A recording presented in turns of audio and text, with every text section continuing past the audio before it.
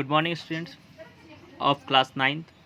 Today, we are going to study about chapter number 1, number system, exercise 1.2. Before that, we have studied about exercise 1.1. In this exercise, we have solved some problems. First of all, question: state whether the following statement is true or false. Justify your answer. यहाँ सिर्फ आपको ये नहीं बताना है कि ये true है कि फॉल्स है, यहाँ पर आपको जस्टिफाई भी करके देना है कि ये गलत है तो क्यों गलत है, सही है तो क्यों सही है। पहला क्वेश्चन है every irrational number is the real number. बेटा यहाँ आपको पहला क्वेश्चन है कि every real number is the irrational number. हमने आपको बहुत पहले ही बता दिया था कि रियल नंबर जो होता है उसमें आपके इरेशनल भी इंक्लूडेड होते हैं और रैशनल भी इंक्लूडेड होते हैं। ठीक है, तो आप ये चीज़ कर सकते हो। हाँ, ये स्टेटमेंट बिल्कुल सही है। क्यों? क्योंकि all irrational number and rational number together make of the collection of real number. क्योंकि ये सभी मिलकर ही आपके रियल नंबर का निर्माण करते हैं, यानी ये स्टेटमेंट बिल्कुल सही है।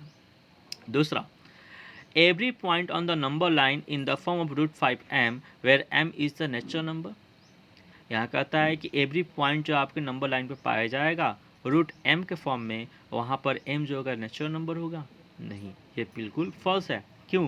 क्योंकि √2 एंड √3 के बीच में पाए जाने इन्फिनाइट नंबर ऑफ जो होंगे वो रिप्रेजेंट नहीं किए जा सकते किसके फॉर्म में, √m के फॉर्म में, where m is a natural number, जहाँ पे m आपका नेचुरल नंबर नहीं होगा।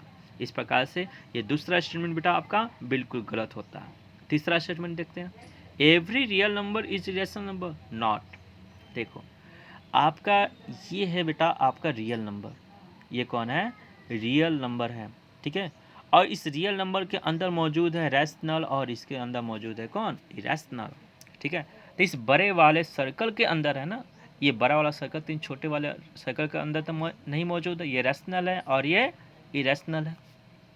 क्वेश्चन पूछा गया क्या प्रत्येक रियल नंबर नहीं। देखो इस रियल नंबर के अंदर रैशनल भी आता है ना, तो क्या रैशनल नंबर एक इरेशनल हो सकता है, नहीं हो सकता। इस प्रकार से थर्ड वाला भी स्टेटमेंट आपका बिल्कुल गलत है, क्योंकि all rational number are the real number, क्योंकि सभी रैशनल नंबर जो होते हैं वो रियल नंबर होते हैं जिसमें इरेशनल भी मौजूद होता है।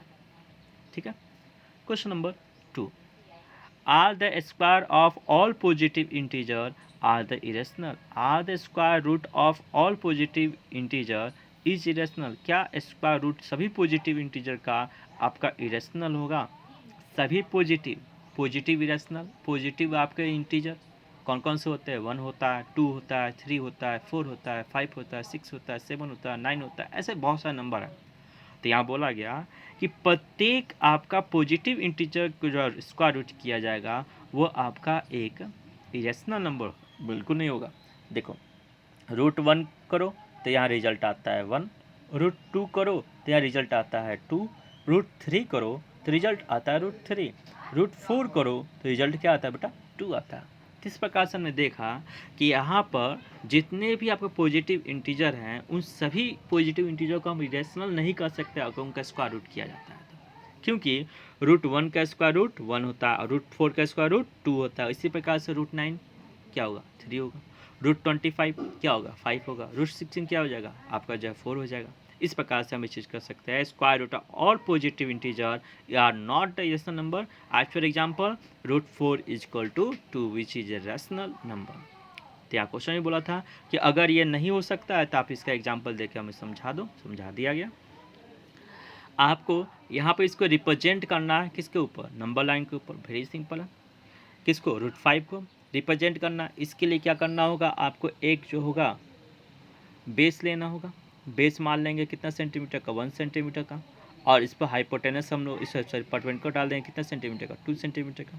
आपने पाइथागोरस थ्योरम तो पढ़ा ना, पाइथागोरस थ्योरम कहता है h² equal to p² plus b², therefore h equal to √p² plus p²। ठीक है, देन h इक्वल टू √2 का होल स्क्वायर अब प्लस 1 का होल स्क्वायर। क्या आ जाएगा बेटा, √4 + 1 यानी √5। तो आपने देखा √5 आ गया, ये हो गया क्या, हाइपोटेनस। बेटा आप इसे क्या मान लोगे, रेडियस मान लोगे, और यहाँ पर जो है अपने कंपास की मदद से एक यहाँ पर सर्कल बनाओगे जो आपके नंबर लाइन पर टच करेगा। जिस पॉइंट पर टच कर रहा होगा बेटा वो पॉइंट आपका क्या कराएगा, √5 कराएगा। क्यों? क्योंकि ये कितने का, √5 का। और रेडियस के अनुसार सर्कल जो बनती है आपकी। तो यहाँ रिप्रेजेंट करना था कि √5 एक रेशनल नंबर है जो कि आपका नंबर लाइन में मौजूद है। कैसे रिप्रेजेंट करोगे, आप कर सकते हो इसी प्रकार से। आपको √7 अगर रिप्रेजेंट करना है तो आप इसे तोड़ो। यहाँ पे इसे जब आप तोड़ोगे इसके लिए आपको √6 बनाना होगा पहले, और √6 आप +1 का रूट करोगे होल स्क्वायर, आप +1 का होल स्क्वायर करोगे तब जाकर √7 मिलेगा आपको। ठीक है, इस प्रकार से आपका एक्सरसाइज 1.2 तो क्लियर होता है। अभी हम लोग एक्सरसाइज 1.3 देखने जा रहे हैं। यहाँ पर आपका डेसिमल एक्सपेंशन करना है इनको, ठीक है, और यहाँ बताना है कि टर्मिनेटिंग है कि नॉन टर्मिनेटिंग है। टर्मिनेटिंग बेटा किसे कहते हैं, जब डेसिमल के बाद फिक्स नंबर ऑफ डिजिट आते हैं उसे टर्मिनेटिंग कहते हैं। जब डेसिमल के बाद फिक्स नंबर ऑफ डिजिट नहीं आते हैं उसे नॉन टर्मिनेटिंग कहते हैं। इस प्रकार से यहाँ पे क्वेश्चन है पहला, क्या 36/100 को आपको बताना है कि टर्मिनेटिंग नॉन टर्मिनेटिंग। आप इसे डिवाइड करोगे, ठीक है, अपनी कॉपी पे डिवाइड कर लेना, और डिवाइड करोगे तो आपको आंसर पाया जाएगा 0.36। यहाँ 36 के बाद कोई और नंबर आ रहा है नहीं, ये फिक्स नंबर ऑफ डिजिट है। इस प्रकार से क्या हो गया, टर्मिनेटिंग हो गया। आपके डेसिमल एक्सप्रेशन 3 प्रकार के होते हैं, 3 प्रकार के होते हैं। एक होता है आपका टर्मिनेटिंग, हालांकि ये बेसिकली किसी प्रकार के 2 प्रकार के ही है, और एक होता है नॉन टर्मिनेटिंग। इस नॉन टर्मिनेटिंग का ही 2 हिस्सा बन जाता है, एक होता है रिपीटिंग वाला और एक होता है नॉन रिपीटिंग। जो नॉन रिपीटिंग होता है बेटा इसे हम लोग इरेशनल नंबर कहते हैं।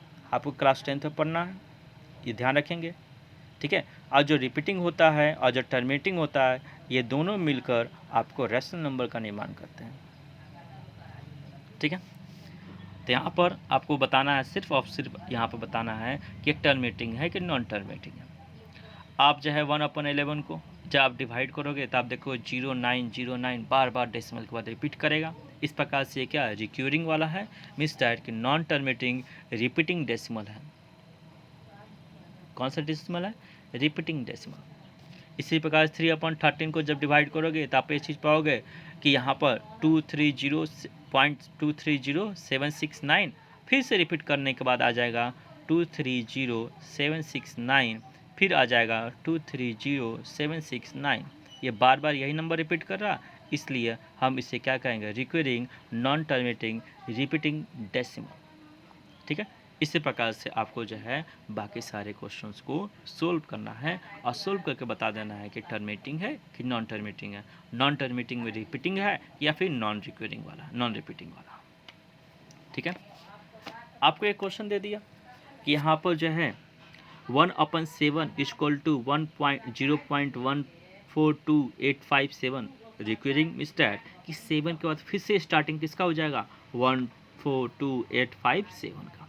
तो आप ये चीज़ जानते हो, और क्या आप इसका बाद बिना इसके डेसिमल एक्सपेंशन किए 2/7, 3/7, 4/7, 5/7 का एक्सपेंशन लिख सकते हो, बिल्कुल लिख सकते हो बेटा। 2/7 को बेटा अगर आप देखो तो इससे हम क्या लिख सकते हैं, 2 × 1/7। 1/7 की वैल्यू हमारे पास कितना, हमारे पास है 142,857। जब हम इसे 2 से मल्टीप्लाई करें तभी ना 2/7 होगा।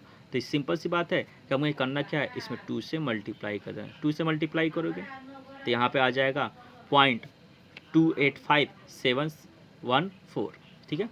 इसी प्रकार से 3/7 आप इसे क्या लिख सकते हो, 3 × 1/7, यानी 1/7 को हम क्या लिख सकते हैं, 142,857, और इसको 3 से मल्टीप्लाई करेंगे तो रिजल्ट ये बन जाएगा। इस प्रकार से आपको 4/7, 5/7 और 6/7 का वैल्यू लिखना है, जो आप लिख सकते हो, ठीक है। Question number 3, express the following in the form of P/Q where P and Q are integer and Q is not equal to 0। इसमें एक बहुत ही बेसिक सा कंसेप्ट है। कंसेप्ट यह कहता है कि जब कभी आप जो है रिपीटिंग डेसिमल को, ठीक है, नॉन टर्मिनेटिंग रिपीटिंग डेसिमल को जब कभी P/Q के फॉर्म में लिखना होता है तो सबसे पहले जो आपकी ये रिकरिंग है, इस रिकरिंग को आपको जस्ट एकदम डेसिमल के पास में लेकर आना होता है। हालांकि ये क्वेश्चन बहुत ही सिंपल है। यहाँ पर वन डिजिट जो होगा वो आपका बार बार रिपीट कर रहा, एक ही डिजिट, कौन सा डिजिट, 6 सिर्फ रिपीट कर रहा, इसलिए हम इसमें जो है हम इसको मान लेते हैं कि 0.6 recurring is equal to x. बेटा अगर हम इसे 10 से मल्टीप्लाई करें तो फिर जब 10 से मल्टीप्लाई करें तो x में क्या हो जाएगा, 10x हो जाएगा। और जब हम 0.6 में मल्टीप्लाई करेंगे तो 0.6 जो होगा उसमें से 6 बाहर आ जाएगा और फिर से 0.6 आपका रिपीटिंग करता रहेगा 666। ठीक है, तो फिर आप इसे क्या लिख सकते हो, इसे लिख सकते हो 10x equal to 10x upon यहाँ पर 0.6 प्लस 6 रिक्यूरिंग, और ये जो वैल्यू किसके बराबर है, ये वैल्यू बराबर है किसकी, x के, यानी 6 प्लस x हो जाएगा। ये x बेटा इधर आ जाएगा तो क्या करेगा, माइनस करेगा। Thereafter 10x minus x equal to 9x equal to 6, therefore x equal to 6 upon 9। कैसे, क्योंकि 9 बेटा यहाँ पर क्या कर रहा है, मल्टीप्लाई कर, इस साइड में जाएगा तो क्या करेगा बेटा, डिवाइड करेगा। So that result is become 2 upon 3। ठीक है,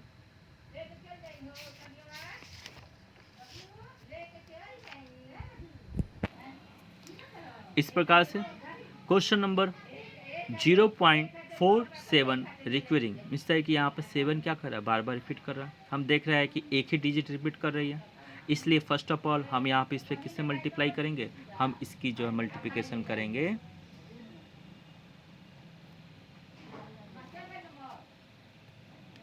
10 से। जब 10 से मल्टीप्लाई करेंगे तो ये हो जाएगा आपका 10x equal to 4.7 recurring 4.3 plus 47